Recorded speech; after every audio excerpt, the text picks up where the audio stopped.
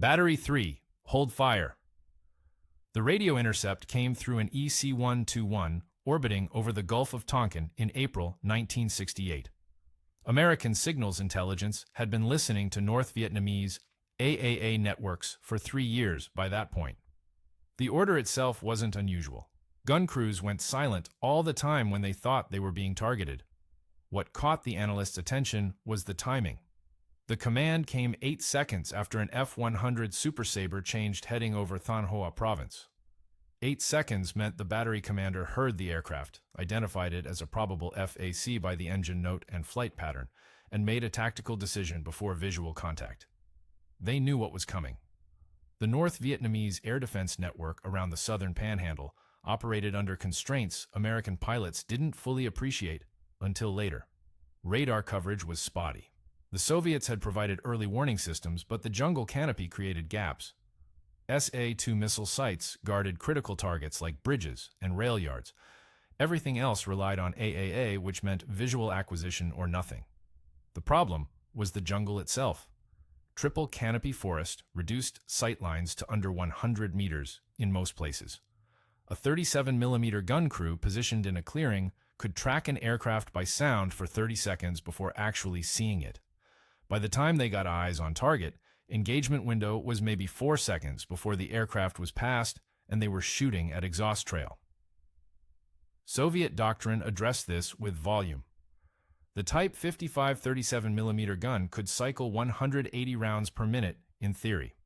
In practice, North Vietnamese crews sustained around 37 rounds per minute to avoid overheating. The solution was more guns. A typical battery placed 6 guns in a hexagonal pattern with overlapping fields of fire. The idea was saturation. You didn't aim at where the aircraft was.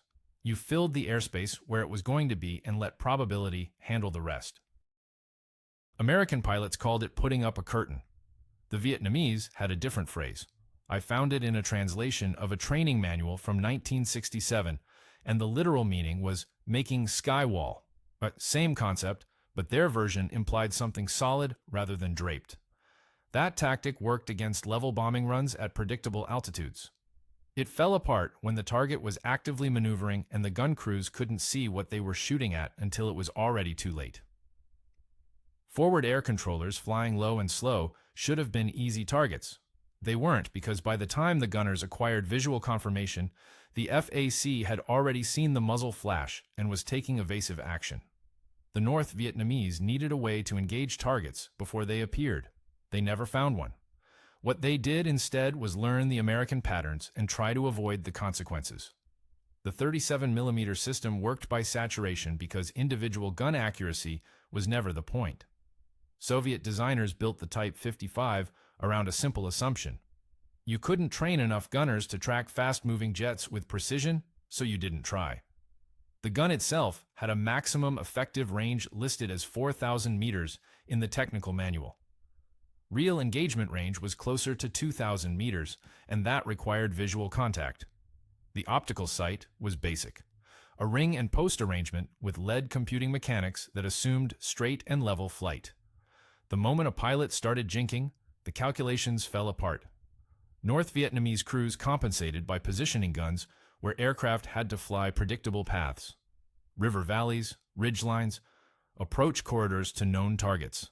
They would dig in 6 guns, camouflage the positions with cut vegetation that got replaced daily, and wait. Doctrine called for holding fire until the entire battery could engage simultaneously. 1 gun shooting gave away the position. 6 guns shooting created enough projectiles in the air that something might connect. The crews practiced this. They would track aircraft by sound, train the guns on the estimated position, and wait for the battery commander to give the order. When it came, all 6 guns opened up within a 2-second window. That discipline broke down when Misty FACs appeared. The F-100s flew lower than strike aircraft and slower. They were visible for longer. They were also obviously looking for something, which meant they were probably looking for guns. Gun crews had 2 choices: engage and hope for a hit before the FAC marked them, or stay silent and hope the FAC missed their position. Most crews chose silence. The problem was that silence itself became a marker. An experienced Misty pilot knew what areas should have AAA and didn't. Empty sky over a suspected gun belt meant the crews were there and trying to hide. The Vietnamese called the guns Ki O Sha, which translates directly as high shooting. The term doesn't specify altitude. It just means shooting upward at something above you. American intelligence reports used AAA for anti-aircraft artillery, which is technically accurate but misses something. Kao Sha implies the guns are underneath and the target is above, which shaped how the crews thought about engagement geometry. They weren't aiming at a target. They were shooting upward into a space and hoping the target flew through it.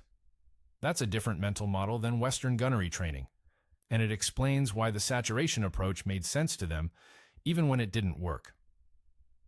I found references to a battery near Muja Pass that held fire for 6 consecutive days in May 1968 while Misty FACs orbited overhead. The crews never shot, the Americans never found them. Then an F-4 strike package hit a supply depot 2 kilometers away, and the AAA battery displaced that night. Nobody knows if the depot strike was related or coincidental. The logs don't say. Misty FAC missions started because ground controllers couldn't see through the jungle, and fast movers couldn't see through their own airspeed. The problem was fundamental. An F-4 Phantom traveling at 450 knots covered a kilometer every 8 seconds. Gun positions under triple-canopy forest were invisible from that speed and altitude. The pilot might see muzzle flash if the guns were actively firing, but by the time he processed what he saw and called it in, he was already 5 kilometers past the target. Ground-based forward air controllers theoretically solved this, but they needed line of sight to the target. In the mountainous jungle terrain around the Ho Chi Minh Trail, that meant they needed to be on a ridge looking down at a valley, and the North Vietnamese knew exactly which ridges offered good observation and avoided them.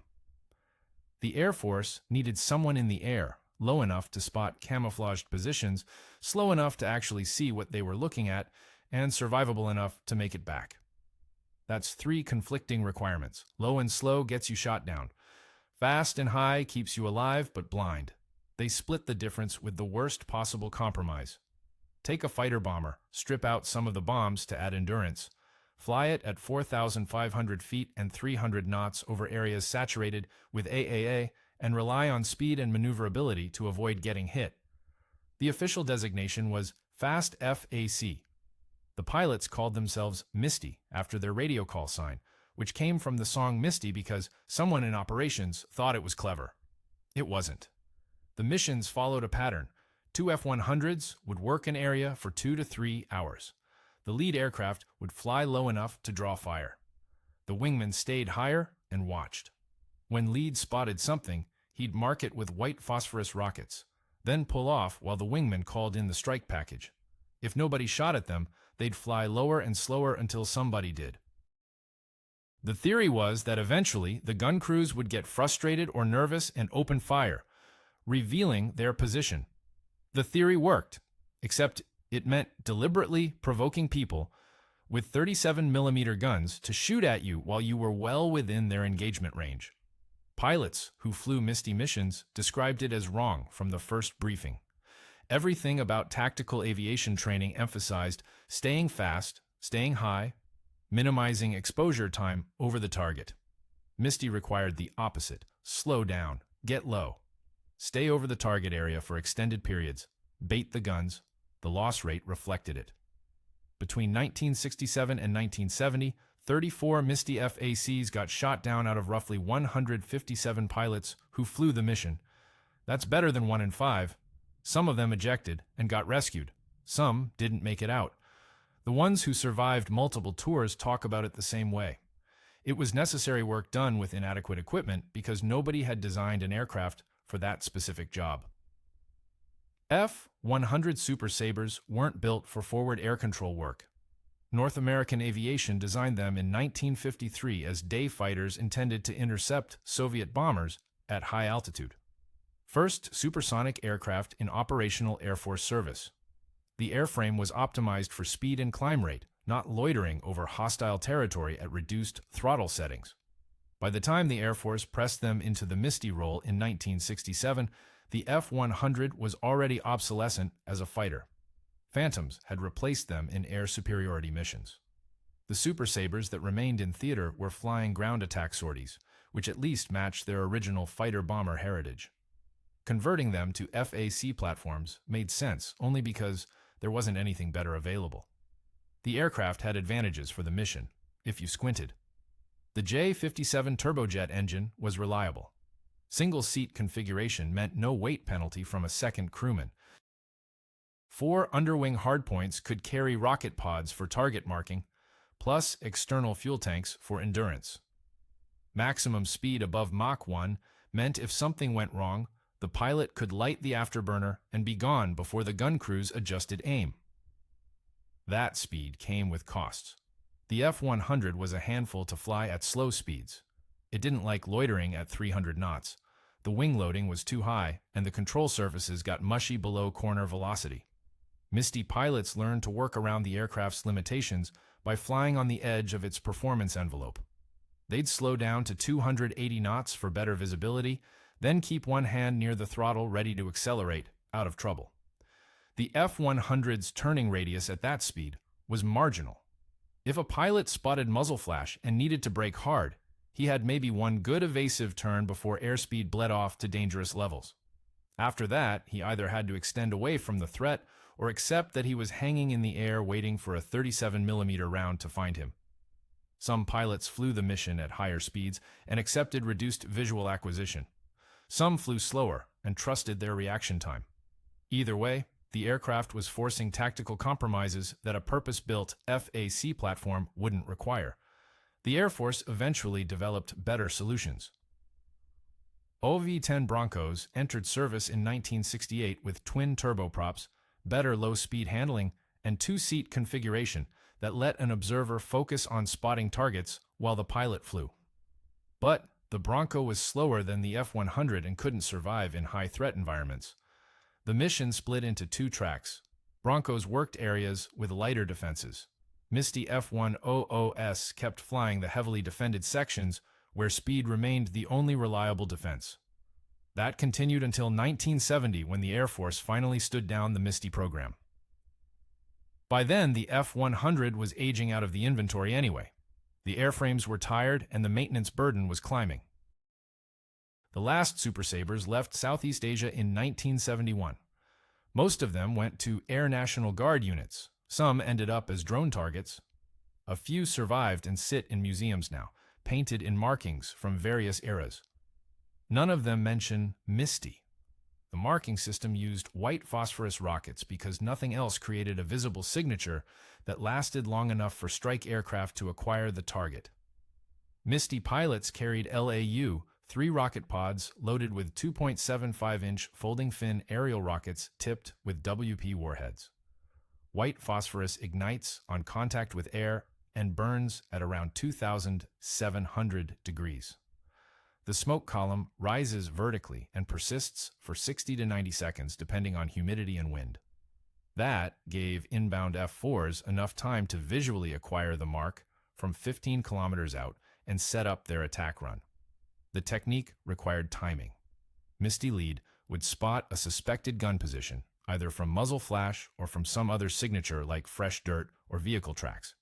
He'd roll in at a 20-degree dive angle, pickle off 1 or 2 rockets aimed at the target coordinates, then brake hard and get clear. The rockets had no guidance system. Accuracy depended entirely on pilot skill and how steady the aircraft was during release. A good shot put the smoke within 50 meters of the target. That was close enough. The strike package didn't need precision coordinates. They needed a reference point they could see from altitude. White phosphorus had drawbacks. It burned flesh on contact and kept burning underwater, which made it controversial even then. The Air Force justified its use by pointing out they were marking enemy positions, not targeting personnel directly. That distinction held up in policy documents, but got blurrier in practice when you considered that the whole point was leading bombers to those positions. The other problem was smoke drift. In calm conditions, the column rose straight up. When wind was gusting above 15 knots, The smoke trail bent and scattered, making it harder for strike pilots to determine exactly where the rockets impacted. Misty pilots learned to factor wind into their aim point, but it was never perfect. The rockets themselves came from Korean War surplus stocks. The warheads were reliable, but the motors had been sitting in storage for 15 years in some cases. Occasionally, one would hang on the rail or tumble after launch. That's not a Misty-specific problem. It's just what happens when you're using ammunition that's been through multiple climate cycles in various depots across the Pacific. The pilots accepted it as part of the equipment they had, rather than the equipment they wanted. Strike packages typically consisted of 2 to 4 F-4 Phantoms, loaded with either CBU, 24 cluster munitions, or Mark 82 500-pound bombs, depending on target type. Gun positions got CBUs. Structures got high explosive. The flight lead would acquire the smoke mark, called tally smoke, and run in from whatever direction gave the best approach angle relative to terrain and known threats. The attack run took under 30 seconds from roll-in to weapons release. Then the Phantoms were climbing back to altitude and aggressing the area before the gun crews could reacquire them. Total time from Misty marking to bombs on target averaged 4 minutes. Sometimes faster if the strike package was already holding nearby. North Vietnamese crews learned the sequence after the first few months of Misty operations. Low-flying F-100 appears and starts orbiting. That's the FAC looking for targets. If you shoot, he marks your position with white smoke. 4 minutes later, Phantoms arrive with cluster bombs. The solution seemed obvious. Don't shoot at the FAC. Let him orbit. He can't see your position if you stay quiet, and he'll eventually leave. Except, staying quiet created its own problems. Gun crews were positioned to defend specific areas. Supply routes, storage depots, trail junctions. Their orders were to engage enemy aircraft threatening those assets. A Misty FAC orbiting overhead was threatening those assets by definition, even if he hadn't spotted the guns yet. Crew commanders had to balance two conflicting imperatives: protect the target or protect the gun. Most chose to protect the gun by holding fire, which meant the target went undefended. That worked until the FAC started looking specifically for the silence. Experienced Misty pilots developed a sense for where guns should be based on terrain and previous missions. A ridge overlooking a trail junction was prime gun territory. If they flew over that ridge and nobody shot, that wasn't reassuring. That meant the crews were disciplined and waiting. The FAC would fly lower, slower, make multiple passes. Eventually, someone's nerve would break, or a battery commander would decide the threat was too close, and the guns would open up. Then the smoke rockets went out, and the sequence continued. The adaptation that caught my attention was the radio chatter. North Vietnamese gun crews used landlines for coordination when possible, but in remote areas, they relied on radio. American signals intelligence logged traffic patterns. What they noticed was that even when guns stayed silent during Misty presence, radio traffic increased. Crews were communicating, probably reporting the FAC's position to higher command or coordinating with adjacent batteries. That traffic gave away occupied positions almost as clearly as muzzle flash. There's a mission report from July 1968 where a Misty FAC marked a gun position that never fired. He saw nothing, heard nothing, took no ground fire. But he marked the coordinates anyway, based on radio intercepts that showed active transmission from that grid square during his orbit. The strike package hit it with CBUs. Post-strike reconnaissance couldn't confirm results through the canopy. Nobody knows if there were actually guns there or if it was just a radio relay station. The file doesn't include a damage assessment. The frequency change happened during that same mission. I found it in the communications log. Misty Lead was working with Crown, the airborne command post, on standard frequencies. Mid-mission, Crown instructed him to switch to an alternate frequency for the strike coordination. No explanation logged. The switch itself wasn't unusual. Frequencies got changed all the time for security, or if there was interference. What was odd was the timing, right after the radio intercept marking and before the strike package arrived. I asked people who flew similar missions. Nobody remembered ever switching frequencies in the middle of an active strike coordination. It breaks continuity. You don't do it unless something's wrong. The log entry stops there. F-4. Phantoms arrived, carrying CBU-24 cluster munitions because conventional bombs didn't work against dispersed gun positions. A 500-pound Mark 82 might crater one gun pit if it landed directly on target, but AAA batteries spread their guns across 200 meters in a hexagonal pattern. You'd need 6 bombs placed perfectly to neutralize the entire battery, and precision bombing from 15,000 feet through jungle canopy wasn't happening. CBU-24 solved the problem through area coverage rather than precision. Each SUU-30 dispenser carried 665 BLU-26 bomblets. The dispenser opened at preset altitude, scattering the submunitions across an elliptical pattern roughly 200 by 400 meters.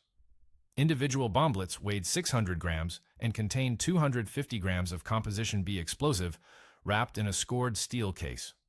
On detonation, the case fragmented into approximately 300 pieces. The bomblets had impact fuses.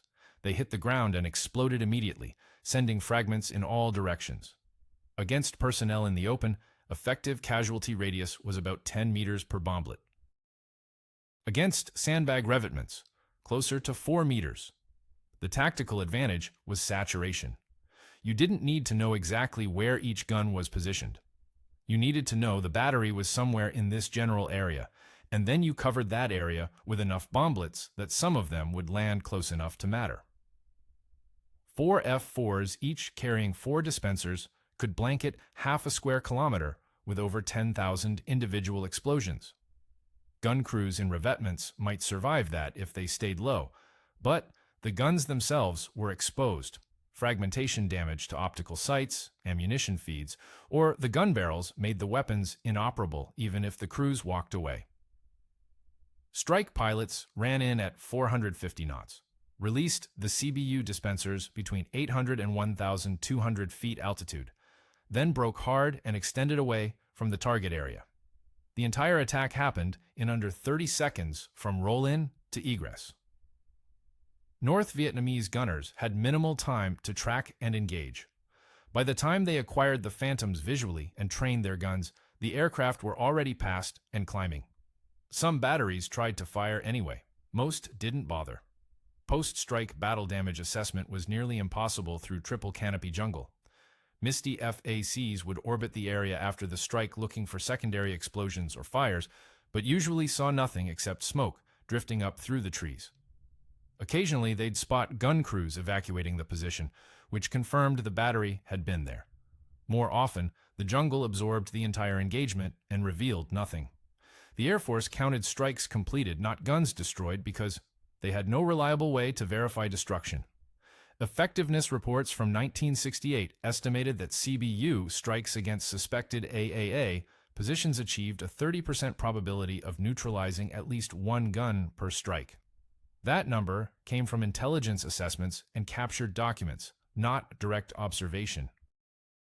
Whether neutralized meant destroyed or just damaged enough to require repair, the reports don't specify.